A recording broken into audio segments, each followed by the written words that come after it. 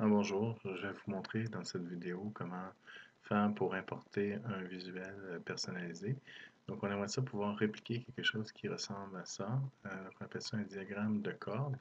Et dans le cas de ces données-là, donc on parle des voyages Uber qui sont faits par voisinage et on veut pouvoir, à travers le diagramme, pouvoir voir les disparités entre, par exemple, un voyage qui part d'un point A à un point B ou d'un point B ou à un point A. Donc, par exemple, dans ce cas-ci, on voit que les voyages qui partent de South of Market vers le Financial District sont plus fréquents que dans l'autre direction.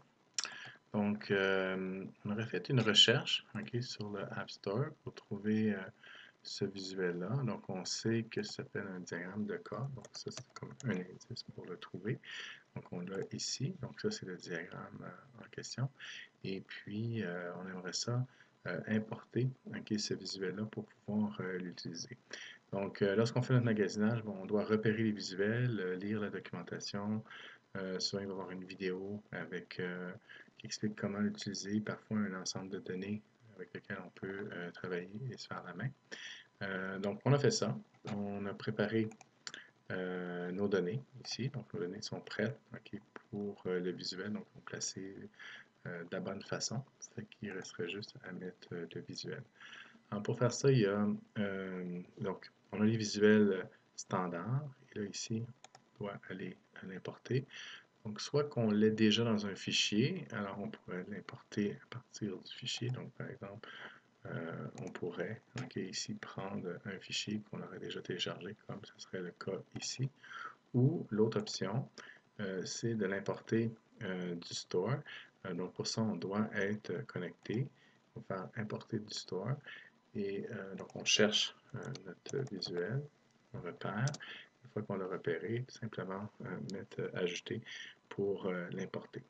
Dans la préparation de la vidéo ce soir, j'ai eu quelques problèmes, par exemple, ici avec le App Store. Donc, on espère que ça va bien fonctionner là, dans ce cas-ci, mais parfois, le store ne répond pas. Donc, après un certain temps, il nous dit que c'est impossible de l'importer. Alors, dans ce temps-là, il faut attendre plus tard ou bien on prend un fichier qu'on aurait téléchargé. Et encore là, il faut le télécharger. Donc là, je vais faire ajouter.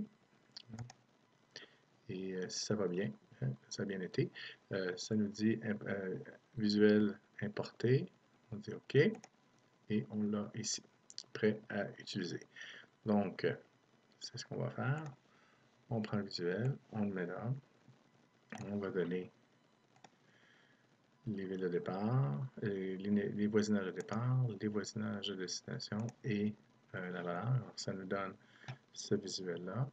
Et là, ici, au niveau du filtre, pour le simplifier un petit peu, on va prendre juste ceux qui sont supérieurs à 0.0005.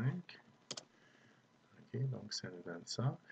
Et là, si on s'en va dans le visuel et qu'on essaie de reproduire ce qui était mis ici, de regarder les voyages qui vont de South of Market à Downtown et de Downtown à South of Market. Donc, si on regarde ici, on a Downtown, Downtown, South of Market, OK, 12%, South of Market à Downtown, 22%. OK, donc ça, c'est cette chose-là et ça correspond à ce qu'on a. Donc 2,2% South of Market à Downtown et 1,2% dans l'autre direction. Donc, ça semble bien fonctionner. C'était facile à installer, facile à mettre en place.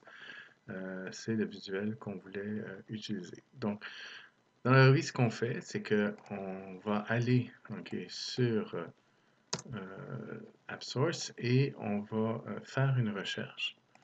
On va faire une recherche sur les visuels. Et une fois qu'on trouve le visuel qui nous intéresse, on pourra après ça l'importer à l'intérieur de Power BI Desktop et l'utiliser. C'est sûr qu'avant de pouvoir faire ça, avant de pouvoir l'utiliser, il faudra apprendre comment il fonctionne parce que chaque visuel a ses paramètres qui lui sont propres. Donc, on devra apprendre les paramètres qui sont disponibles. Mais une fois que c'est fait, après ça, on peut l'utiliser puis le mettre dans nos visualisations puis dans nos tableaux de bord.